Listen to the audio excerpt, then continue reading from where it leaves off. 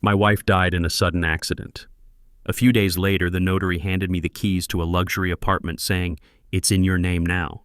She had strictly forbidden me from asking about her business trips while she was alive. I planned to sell it, but before doing so, I decided to visit. When I opened the door, I froze in shock because sitting in the living room was, I'm Gerald Thompson, 62 years old, and I never thought I'd be holding keys to a life I didn't know existed.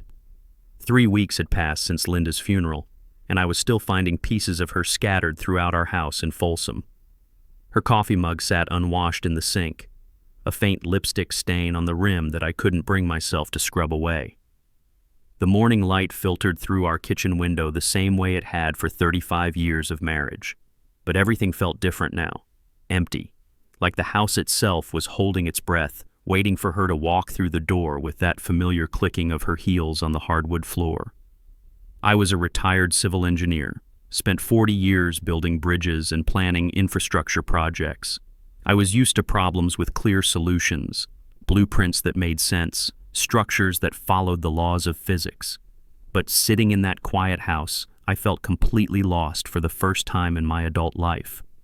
The doorbell interrupted my thoughts, cutting through the silence that had become my constant companion. Through the peephole, I saw Howard Peterson, our family attorney, standing on the porch with a manila envelope clutched in his weathered hands. His expression was unusually serious, even for a man who spent his days dealing with wills and estate planning. "Gerald," he said when I opened the door, his voice carrying that careful tone people use when they're about to deliver news you're not prepared for. "I have something that belonged to Linda, something she specifically requested I give to you after the funeral arrangements were complete." I led him to the living room, the same space where Linda and I had shared countless evenings watching the news, arguing about what to have for dinner, planning vacations we never quite managed to take. The leather recliner still held the slight indentation where she always sat, reading those romance novels she claimed were just mindless entertainment. Howard settled into the chair across from me, the envelope resting on his lap like it contained something dangerous. "Linda came to see me about 6 months ago," he began, his fingers drumming nervously against the manila paper. "She updated her will, but she also left specific instructions about certain assets that weren't included in the main document." My heart started beating faster. In 35 years of marriage, Linda had never hidden anything significant from me. We shared everything: bank accounts, investment decisions, even the password to her email. She was meticulous about transparency, always saying that secrets were the death of any good marriage. "What kind of assets?" I asked, my mouth suddenly dry.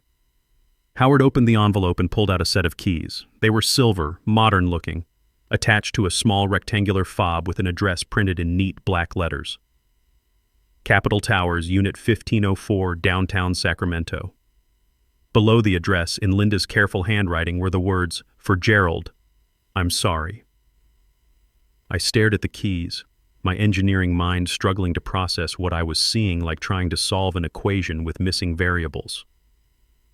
"I don't understand. What is this place?"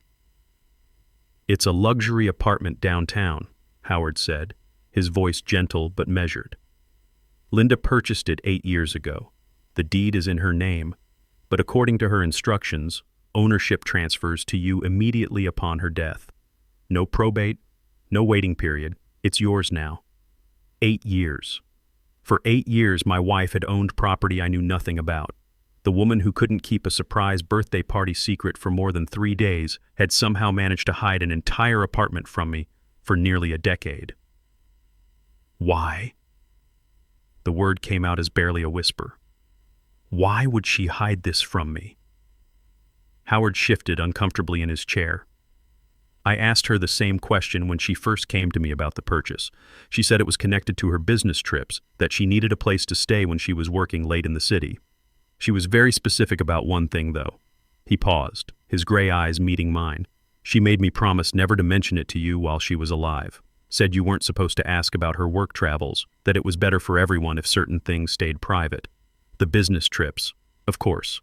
For 15 years, Linda had taken regular trips to the city, sometimes once a month, sometimes more frequently.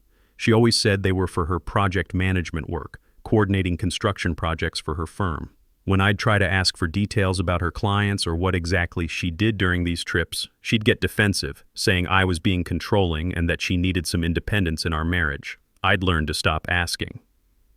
The apartment is fully furnished, Howard continued, pulling a folder from his briefcase. Property taxes are current. Utilities are set up for automatic payment from an account Linda maintained separately. She left instructions that you should visit the property before making any decisions about selling it. I took the folder with trembling hands. Inside were property documents, utility bills, even what looked like a floor plan of the apartment.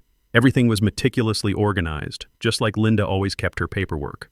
But seeing her handwriting on documents I'd never known existed felt like discovering love letters written to a stranger. There's something else, Howard said, his voice dropping even lower.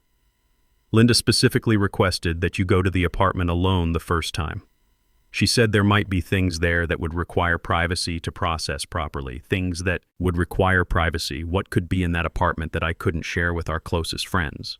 What had my wife been hiding that was so sensitive it required complete secrecy? After Howard left, I sat in my kitchen holding those silver keys, turning them over and over in my palm. The metal was warm now from my touch, but they felt foreign, like artifacts from someone else's life. Through the window, I could see my neighbor Mrs. Garcia watering her garden, living her normal Thursday afternoon, while my entire world shifted on its axis. I thought about the last conversation I'd had with Linda just 2 days before the accident. She'd been sitting at this same kitchen table, sorting through her mail with that focused concentration she brought to everything. I'd mentioned that we should start planning some travel for my retirement, maybe finally take that trip to Ireland we'd always talked about. She'd looked up at me with an expression I couldn't quite read at the time, something between sadness and relief. "Gerald," she'd said, her voice unusually soft, "there are things about my life that you don't know, things I've been meaning to tell you." Before I could ask what she meant, her phone had rung, one of those work calls that always seemed to interrupt our important conversations. She'd stepped into her home office, closing the door behind her. When she came out 20 minutes later, she was rushing around gathering her purse and car keys. "Rain check on that conversation," she'd said, kissing my cheek before heading out the door. "We'll talk when I get back from the city tomorrow." She never made it back from the city. The accident happened on Interstate 80, just 15 minutes from downtown Sacramento. The police said a truck driver fell asleep at the wheel and crossed the median. Linda died instantly, they assured me, as if that somehow made the loss easier to bear. The drive downtown took 45 minutes through traffic that seemed heavier than usual for a Thursday afternoon. Capitol Towers was one of those modern high-rise buildings that had sprung up in the business district over the past decade, all glass and steel reaching toward the sky like fingers trying to touch something beyond reach. The lobby was pristine with marble floors that reflected the light from crystal chandeliers and a doorman who nodded politely as I approached. "I'm here to visit Unit 1504, I said, my voice catching slightly on the words. He checked his computer screen, then looked up with a professional smile. "Of course, Mr. Thompson. Mrs. Linda said you'd be coming by. The elevators are just to your right." Mrs. Linda, not Mrs. Gerald Thompson, not even Mrs. Thompson, just Mrs. Linda, like she was someone completely separate from our shared life, someone with her own identity that had nothing to do with being my wife. The elevator ride to the 15th floor felt like it lasted forever. My reflection stared back at me from the polished steel doors, and I barely recognized the man looking back. When had I gotten so gray? When had those lines around my eyes become so deep? Linda had always said I was aging well, that I looked distinguished rather than old. But standing there in that rising metal box, I felt every one of my 62 years. Unit 1504 was at the end of a long hallway carpeted in deep blue. I stood in front of the door for what felt like an eternity, the keys growing slick with sweat in my palm. Whatever was behind this door would change everything I thought I knew about my marriage, about my wife, about myself. I slid the key into the lock. The apartment was beautiful in a way that felt completely foreign to our modest home in Folsom. Floor-to-ceiling windows offered a stunning view of the Sacramento skyline, and the afternoon sun cast everything in a warm golden glow. The furniture was modern but comfortable, with soft gray couches and contemporary artwork that Linda had never shown any interest in when we'd shopped for our own home. But it was the sound that stopped me cold. Music was playing softly from somewhere deeper in the apartment, a jazz song I recognized but couldn't name. And underneath the music, I could hear movement, the soft whisper of someone walking across hardwood floors, the gentle clink of dishes being moved in what I assumed was the kitchen. Someone was here.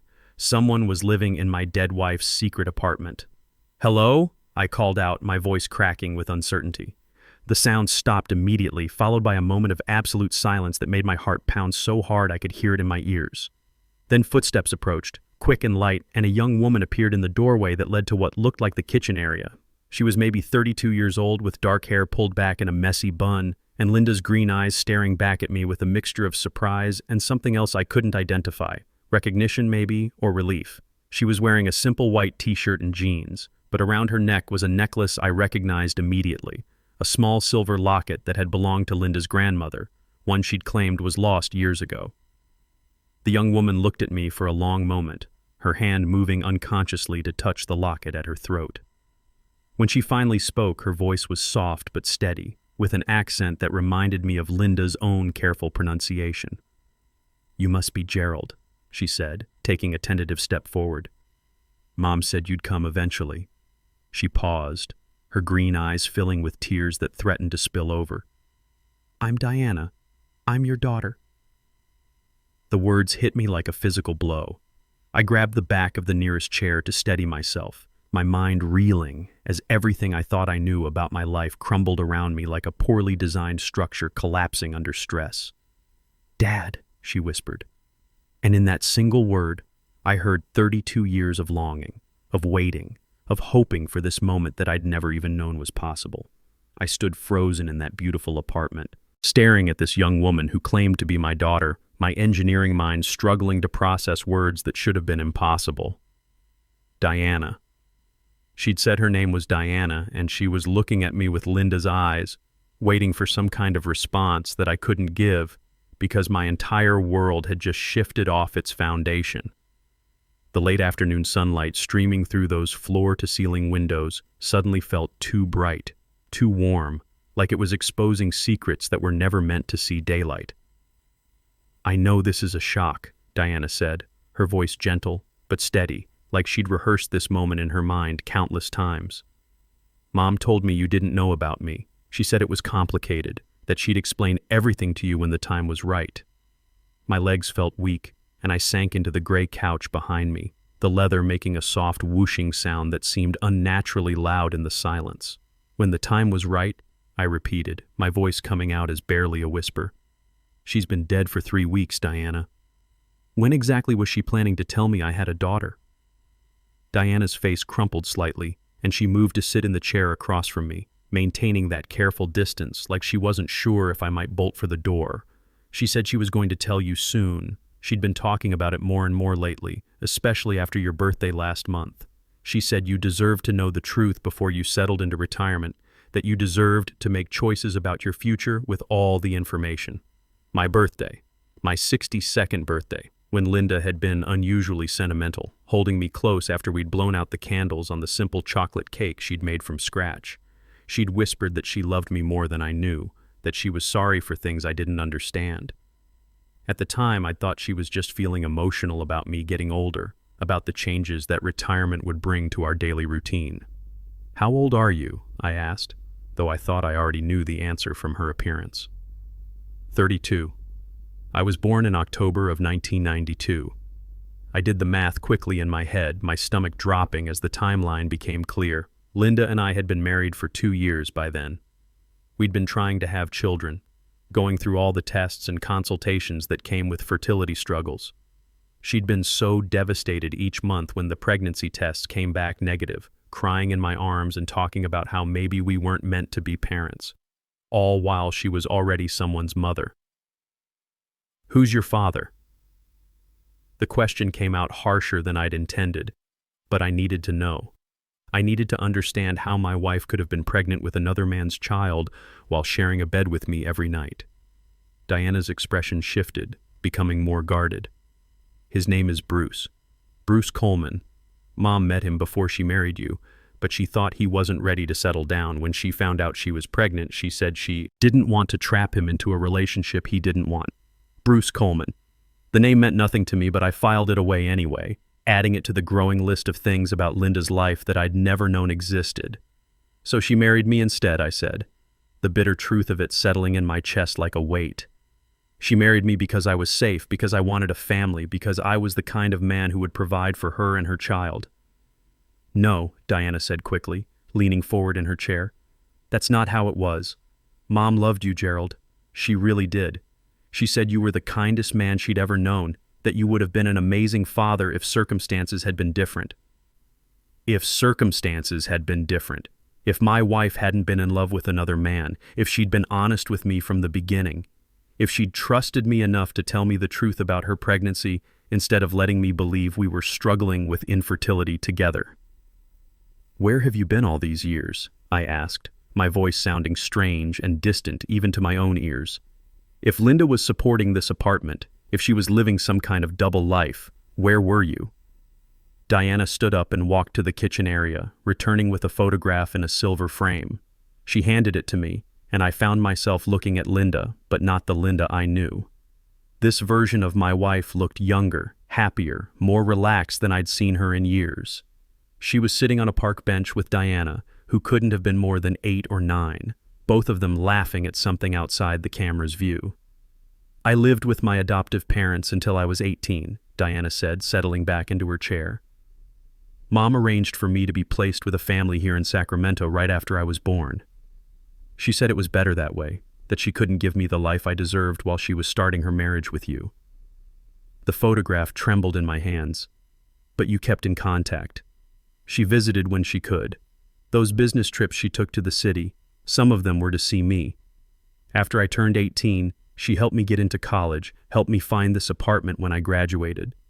She said she wanted to make up for all the years we'd lost. All the years we'd lost. I thought about every time Linda had returned from one of her business trips, how she'd seemed different somehow, lighter, but also sadder, like she was carrying some emotional weight I couldn't understand. She'd always brush off my questions about how her work had gone, changing the subject to ask about my day, about the neighbors, about anything that would steer the conversation away from whatever she'd really been doing in the city. What do you do for work? I asked, trying to piece together this alternate life my wife had been financing. I'm a software developer. I work mostly with small tech companies, helping them with their systems and databases. Mom said she was proud that I'd found a career in technology, that I was doing something meaningful. I set the photograph down on the coffee table, my hands shaking slightly. In 35 years of marriage, Linda had never expressed any particular interest in technology or software development. She'd been a practical woman, focused on construction projects and keeping schedules, managing teams and budgets. But apparently, she'd been proud of Diana's technical pursuits in a way she'd never been able to express about anything in our shared life. Gerald, Diana said softly, there's something else you should see. She disappeared into what I assumed was the bedroom, returning with a cardboard box that looked like it had been handled frequently. The edges were worn soft, and the lid was secured with a piece of ribbon that looked like it had been tied and untied countless times. Mom left this for you, she said, placing the box on the coffee table between us. She said if anything ever happened to her, I should give it to you when you came to the apartment. She said it would help you understand. I stared at the box, afraid to touch it. Whatever was inside would be another revelation, another piece of truth that would reshape everything I thought I knew about my marriage. Part of me wanted to stand up, walk out of that apartment, and pretend this conversation had never happened. I could go home to Folsom, continue grieving my wife as I'd known her, and let this alternate version of our life remain buried with her. But Diana was looking at me with those green eyes, Linda's eyes, waiting with the patience of someone who'd been waiting her entire life for this moment. I pulled the ribbon loose and lifted the lid. Inside were letters, dozens of them, maybe hundreds, all in Linda's careful handwriting. The paper was cream-colored and expensive-looking, the kind of stationery Linda had always said was too fancy for everyday use. Some of the letters were addressed to Diana, others to someone named Bruce, and at the bottom of the box was a thick stack addressed simply to Gerald.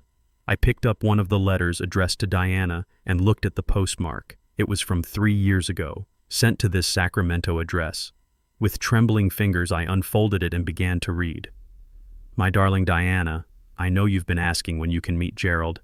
and I promise that day will come soon. He's a good man, better than I deserve, probably, but he doesn't know about you, and I've been a coward about telling him. I tell myself I'm protecting him, but the truth is, I'm protecting myself. I'm afraid that if he knows about Bruce, about you, about all the ways I've been dishonest, he'll leave me, and I can't bear the thought of losing both of you. I stopped reading, my vision blurring with tears I hadn't expected. I looked up to find Diana watching me with an expression of profound sadness. She loved you, Diana said quietly. She was just scared of losing you, of losing me, of everything falling apart if the truth came out. I picked up another letter, this one addressed to Bruce. The postmark was more recent, just 6 months ago. Bruce, Diana is asking about you again. She wants to know if you ever think about her, if you ever wonder what she's like. I don't know how to answer her questions without admitting that I never told you about her either. You probably don't even know you have a daughter. My hands were shaking so badly I could barely hold the letter. I set it down and reached for one of the envelopes addressed to me. The postmark was recent, just 2 months before the accident. Gerald, I read aloud, my voice catching on each word. If you're reading this, it means I finally found the courage to tell you the truth, or something has happened to me before I could. Either way, I need you to know that every day I spent with you was a gift I never deserved.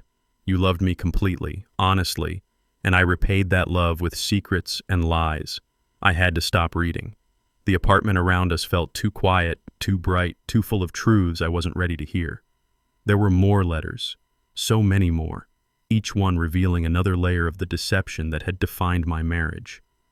What happens now? I asked, my voice barely audible. Diana's eyes filled with tears that she'd been holding back throughout our entire conversation. I don't know, she whispered. Mom said you were a good man, that you'd figure out what was right, but I don't want to lose you before I even get to know you. I spent the night at Diana's apartment, sleeping fitfully on the gray couch while she insisted I take the space rather than drive home in my emotional state.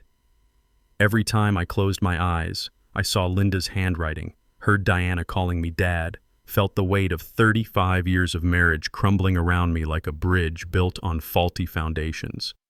When I woke up, Diana was in the kitchen making coffee, moving around the space with the familiarity of someone who'd lived there for years. The morning light streaming through those floor-to-ceiling windows was harsh and unforgiving, making everything feel too real, too permanent. This wasn't a nightmare I could wake up from. How long have you been living here? I asked, accepting the mug she offered me. The coffee was strong and bitter, exactly how Linda always made it. About 4 years, Diana said, settling into the chair across from me with her own cup. After I graduated college, Mom helped me find this place. She said it would be good for me to have some independence, but close enough that she could visit when she was in the city. 4 years. For 4 years, Linda had been visiting this apartment, spending time with our daughter, building a relationship I'd never been allowed to be part of. I thought about all the business trips she'd taken during that time, how she'd sometimes come home with little gifts, a new scarf, a book she'd picked up at a bookstore, a bottle of wine from a restaurant she'd claimed to have discovered. I'd always assumed she was treating herself during her travels, never imagining she might be shopping for someone else. The letters, I said, remembering the box from the night before. There were so many of them. How often did she write to you? Diana's expression softened. Almost every week, especially after I moved here. Sometimes they were long letters about her day, about you, about things she was thinking about. Other times they were just quick notes to let me know she was thinking of me. She said writing helped her feel closer to me when we couldn't be together. I set down my coffee cup, my hands still trembling slightly from everything I'd learned in the past 18 hours. Diana, I need to ask you something, and I need you to be completely honest with me. She nodded, her green eyes meeting mine with an intensity that reminded me painfully of my wife. Did your mother ever tell you she was going to leave me? The question hung in the air between us like a live wire. Diana's face went pale, and she looked down at her coffee, stirring it absently even though she hadn't added anything to it. Diana, I pressed, my voice gentler but insistent. Please, I need to know. She took a deep breath, then reached for the box of letters that still sat on the coffee table. Her fingers moved through the envelopes until she found what she was looking for, a letter addressed to her with a postmark from just 3 months ago. She didn't say it directly, Diana said, her voice barely above a whisper.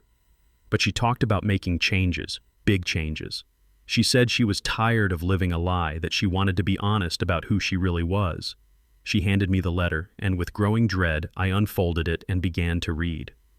My dearest Diana, I've been thinking a lot about the future lately, about what I want my life to look like when Gerald retires. He's such a good man, and he deserves so much better than the half-truth existence I've given him. He deserves a wife who can love him completely, without reservations, without secrets. I've come to realize that I can't be that woman for him. The letter slipped from my numb fingers, falling to the hardwood floor with a soft whisper. I stared at Diana, my mind reeling as the full scope of Linda's deception became clear. She hadn't just hidden a daughter from me, she'd been planning to leave me. There's more, Diana said quietly, tears streaming down her face. Letters where she talks about Bruce, about reconnecting with him, about how she thinks you'd be better off without her. I stood up abruptly, pacing to the windows that offered that stunning view of the city. Somewhere out there was a man named Bruce Coleman, who'd been having secret conversations with my wife, planning a future that didn't include me. Somewhere out there was a whole life Linda had been dreaming about while lying in bed next to me every night for 35 years. Did she love me at all? I asked, my voice cracking despite my efforts to stay strong. Or was our entire marriage just a performance? She loved you, Diana said, her voice firm despite her tears. No, it doesn't feel like it right now, but she did love you, Gerald. She loved him differently. She loved him first. Loved him first. The words hit me like a physical blow. I thought about every anniversary, every birthday, every quiet moment Linda and I had shared. How many of those times had she been thinking about Bruce? How many nights had she lain awake next to me wishing she was somewhere else with someone else? My phone buzzed with a text message. The number wasn't in my contacts, but the message made my blood run cold. Gerald Thompson. This is Bruce Coleman. We need to talk. I know about the apartment, and I know about Diana.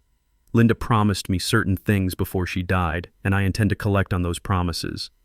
Meet me tomorrow at 2 p.m. at Miller's Diner on J Street. Come alone. I stared at the phone, my hands shaking. Diana noticed my expression and leaned over to read the message. Oh God, she whispered. He knows you found us. Bruce Coleman. The man Linda had loved first, loved differently, loved enough to plan a future with. The man who apparently thought he was entitled to something now that Linda was dead. The father Diana had never known, who wanted to collect on promises made by my deceased wife. Tomorrow at 2 p.m., I would meet the man Linda had chosen over me. The man she'd been planning to spend the rest of her life with while I grew old alone, wondering where I'd gone wrong.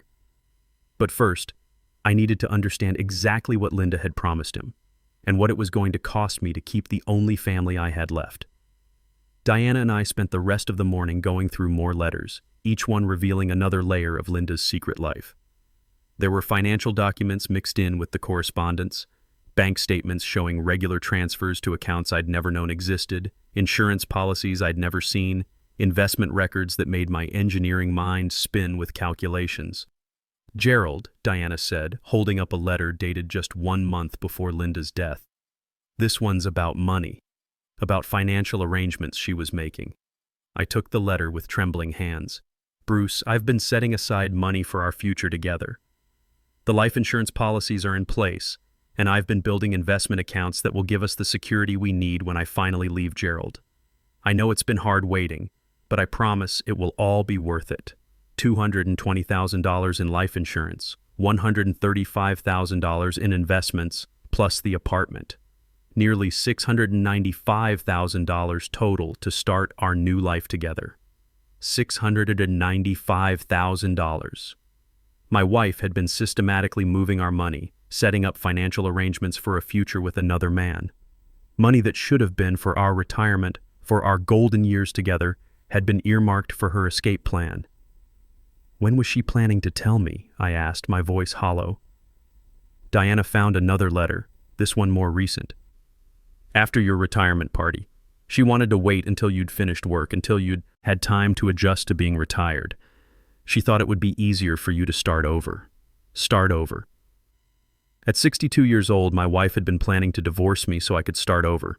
Miller's Diner had been a fixture on J Street for as long as I could remember. One of those timeless places with red vinyl booths and black and white checkered floors that somehow managed to survive while sleeker establishments came and went around it. I arrived 15 minutes early, choosing a booth in the back corner where I could see the front door and have some privacy for what I knew would be a difficult conversation.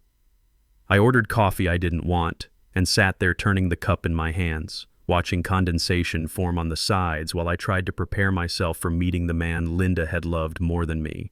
What do you say to someone who represents everything you never were, everything your wife wished you could have been? At exactly 2:00 p.m., the door chimed, and I knew immediately it was him. Bruce Coleman was nothing like what I'd expected. He was tall and lean, with salt and pepper hair that looked like he'd run his fingers through it, wearing clothes that managed to look both expensive and carelessly worn. There was an artistic confidence in the way he moved, a sense of someone comfortable in his own skin in a way I'd never been. He spotted me in the corner booth and walked over with purpose, sliding into the seat across from me without invitation. Up close, I could see the lines around his eyes, the weathering that comes from a life lived without the careful planning that had defined mine. He was handsome in a rugged way that probably appealed to women who wanted excitement, adventure, passion, everything Linda had never found with me. "Gerald Thompson," he said, his voice carrying a slight rasp that suggested either cigarettes or decades of laughter. "You're younger than I expected." I forced myself to meet his gaze. "You're exactly what I expected." That earned me a slight smile. "Linda described you well then. She said you were direct, honest to a fault. She said you deserved better than the lies she'd been telling you."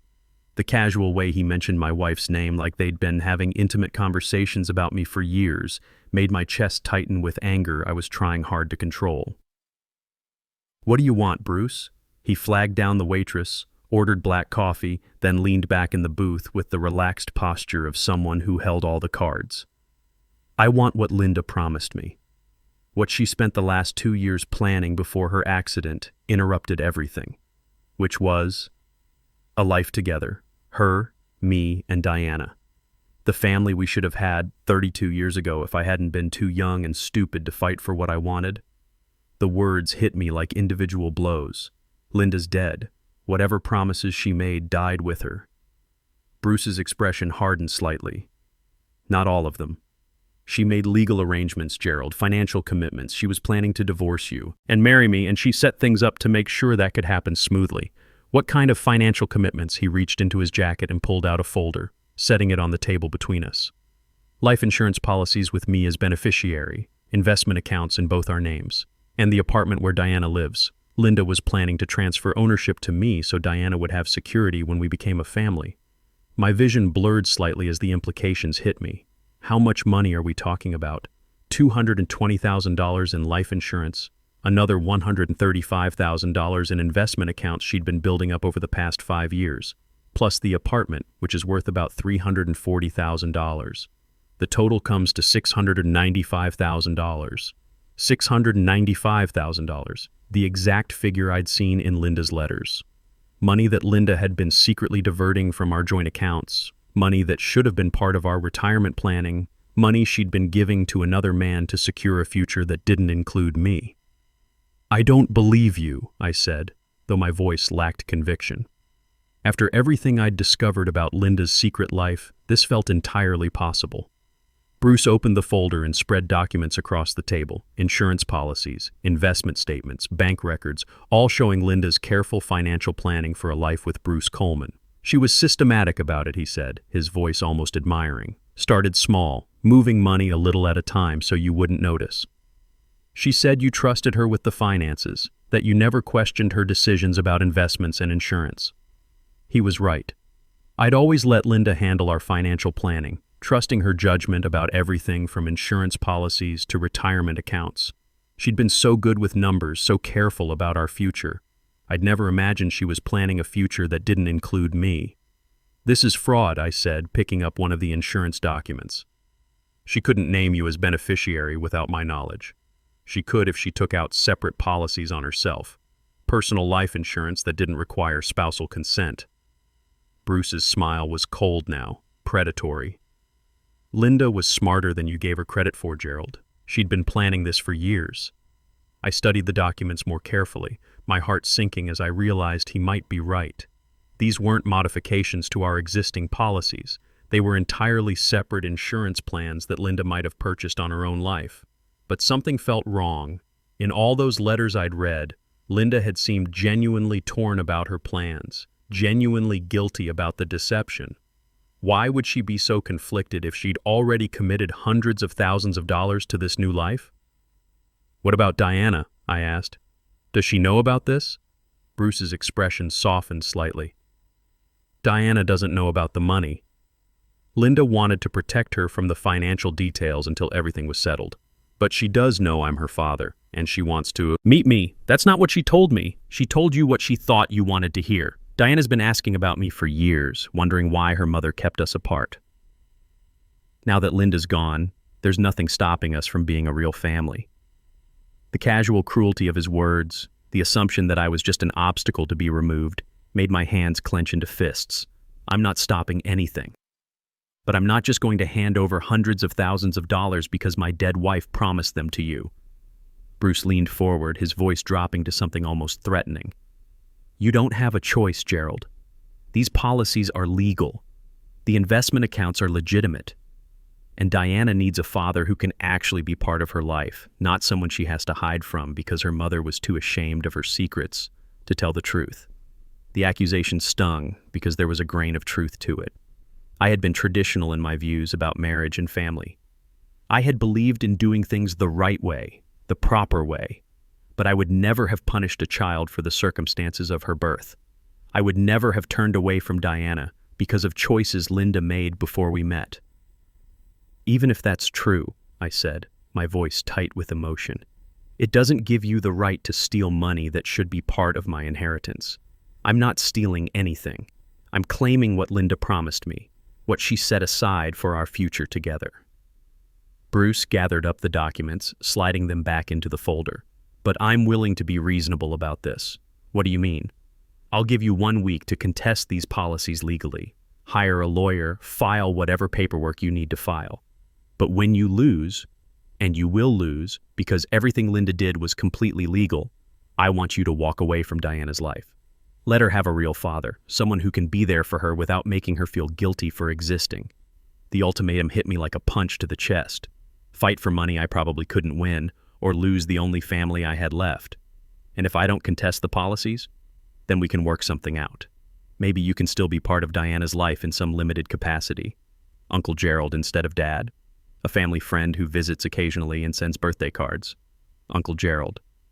A supporting character in my own daughter's life while Bruce stepped into the role of father that should have been mine from the beginning. "Diana gets to choose," I said firmly. "Whatever happens with the money, whatever legal battles we have, Diana gets to decide what kind of relationship she wants with both of us." Bruce's smile was confident, almost pitying. "Of course she does. And when she meets me, when she sees what a real father can offer her, I think we both know what choice she'll make." He stood up, tossing a $10 bill on the table to cover his coffee. 1 week, Gerald. Either contest the policies and lose everything, or accept the reality of the situation and maybe salvage some small role in Diana's future. After he left, I sat in that diner booth for another hour, staring at my cold coffee and trying to process what had just happened. Bruce Coleman wasn't just claiming Linda's money, he was claiming her entire legacy, her love, her future plans, her daughter. Everything that should have been mine by right of 35 years of marriage. But there was something about his story that didn't add up.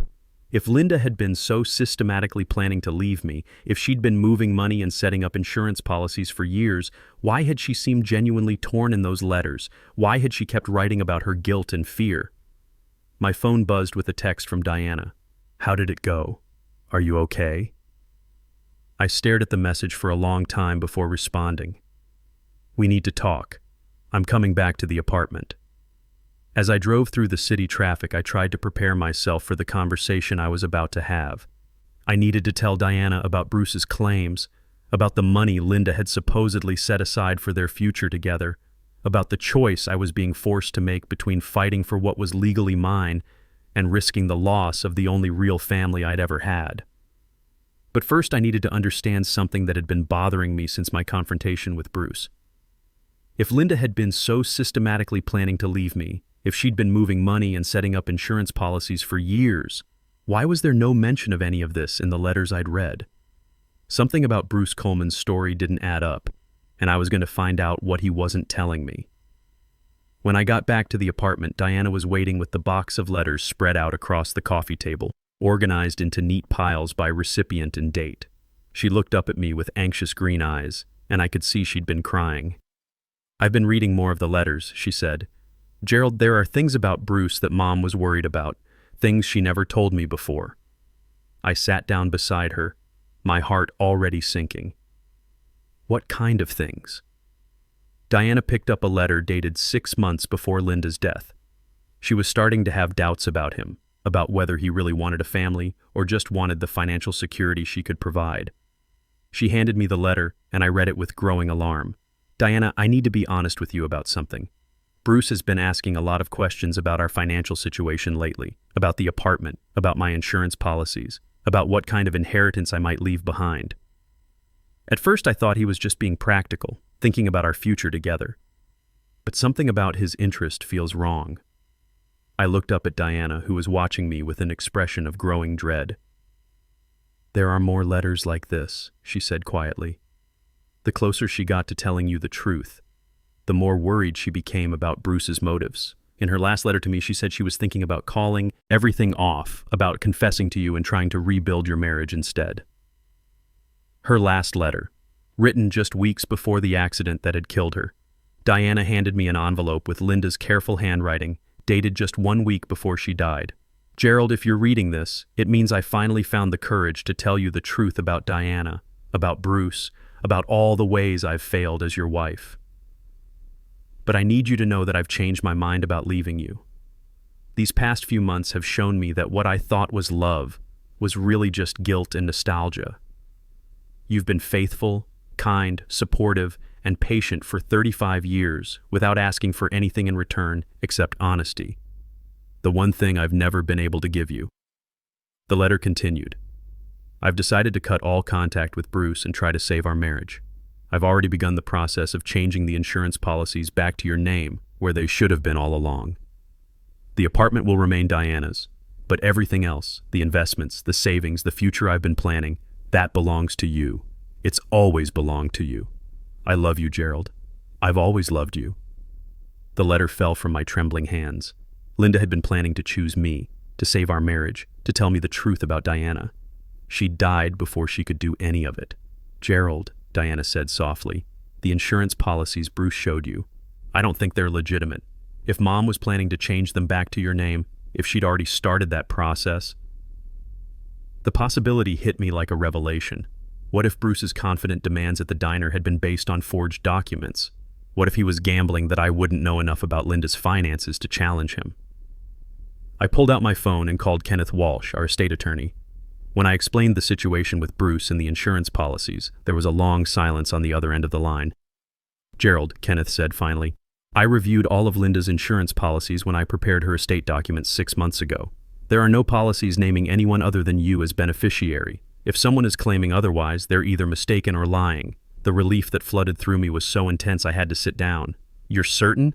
"Absolutely certain. Linda specifically told me she wanted to make sure everything went to you, that she was changing some previous arrangements to ensure there would be no complications after her death. Linda had kept her promise. In her final months, she'd chosen me, chosen our marriage, chosen the family she wanted us to be. Bruce's documents were either forgeries or fantasies, his confident demands based on nothing but his own greed and delusion." "Kenneth," I said, "I need you to send a letter to Bruce Coleman informing him that he has no legal claim to any part of Linda's estate. I want it delivered tomorrow morning. Consider it done. And Gerald, if he continues to harass you or makes any threats, we can pursue legal action for fraud and extortion." After I hung up, I found Diana in the kitchen making dinner, a simple pasta dish that smelled like home in a way our house in Folsom hadn't since Linda died.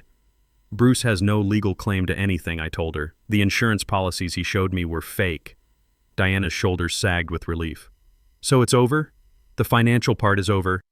But Diana, there's something else we need to discuss." I sat down at the small kitchen table, suddenly nervous about the conversation I was about to have. "What happens now?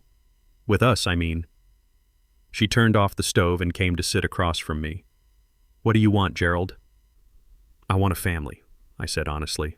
I want to learn everything about you, your interests, your dreams, your fears. I want to be the father I would have been from the beginning if I'd been given the chance."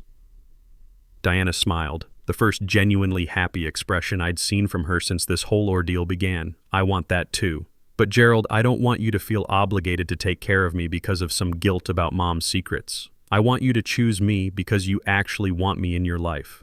"I do want you in my life," I said without hesitation. "Not because of obligation or guilt, but because you're smart and strong and kind, and because I can see so much of the best parts of your mother in you. I want you in my life because you called me Dad, and it felt like coming home." We sat there looking at each other across that small table. Two people who'd been strangers 48 hours ago, but who were choosing to become family despite all the pain and deception that had brought us together. "There's one more thing," I said. "I'm selling the house in Folsom. Too many memories, too many reminders of a life that was built on lies. I want to start over somewhere new." "Where will you go?" I smiled. "I was hoping you might help me find a place. Somewhere close enough that I can see you regularly, but far enough from Bruce Coleman that we can build our relationship without interference." Diana reached across the table and took my hand. "I'd like that. I'd like that very much." 3 months later, I stood in the living room of my new apartment just 6 blocks away from Diana's building, watching the morning sun stream through windows that had never known Linda's secrets or my old loneliness. The space was smaller than the house in Folsom, but it felt infinitely larger. Room to breathe, room to build something new, room for the kind of honest life I'd never thought possible. The doorbell rang, and I opened it to find Diana holding a box of pastries and wearing the kind of smile that had become precious to me in ways I was still learning to articulate. "Happy Father's Day," she said, stepping inside and setting the bakery box on my kitchen counter. "I know it's not official yet, but I thought we should practice." Father's Day. I'd spent 62 years never imagining I'd celebrate it as anything other than a son calling his own father. Now here was Diana, choosing to mark the day with me, even though we'd known each other for less than 4 months. "You didn't have to do anything special," I said, though I couldn't stop smiling as I watched her move around my kitchen with the easy familiarity of someone who belonged there. "Yes, I did," she said firmly. "Do you know how long I've wanted to buy Father's Day gifts? 32 years, Gerald. I'm not missing this opportunity." She handed me a wrapped package, her eyes bright with excitement and nervousness. Inside was a framed photograph I'd never seen before. Linda holding baby Diana in what looked like a hospital room, both of them looking directly at the camera with expressions of pure love. "I found it in Mom's papers," Diana explained. "She kept it hidden for all these years, but I think she always hoped that someday you'd get to see it, that someday we'd all be a family together." I stared at the photograph, seeing Linda as a young mother for the first time, seeing the baby who would grow up to become the daughter I'd never known I was missing. The image was both beautiful and heartbreaking. A glimpse of the family we could have been if Linda had been brave enough to trust me with the truth from the beginning. "There's something else," Diana said, pulling an envelope from her purse. "A letter from Bruce." My stomach tightened. It had been 6 weeks since Kenneth's letter had informed Bruce that his claims were fraudulent. 6 weeks since we'd heard anything from him. I opened the envelope and read the brief, bitter message. "Diana, your mother promised me a life that I'll never have because of Gerald's selfishness. I hope you realize that he's stealing your inheritance. When you get tired of playing house with a man who never wanted you in the first place, call me. I'll still be here. Still be your real father. Bruce." I handed the letter back to Diana. "Are you going to respond?" She pulled out her phone and showed me a text message she'd already sent. "Bruce, Gerald didn't steal anything. He inherited what Mom legally left him, and he's sharing it with me because that's what real fathers do. You spent 32 years not knowing I existed, and the past 3 months trying to use me to get money. Please don't contact me again. Diana." Looking at Diana now, successful and independent and choosing to be my daughter, I realized that sometimes the most precious gifts come wrapped in the most painful discoveries. Sometimes you have to lose everything you thought you wanted to find everything you actually needed. I was 62 years old, starting over with a daughter I'd known for 4 months, and a future that bore no resemblance to anything I'd planned. It should have been terrifying, Instead, it felt like the beginning of the life I was always meant to live. Honest, open, built on choice rather than obligation. The inheritance Linda had left me wasn't just money or property. It was the chance to become the father I'd never had the courage to be and the family that chose each other.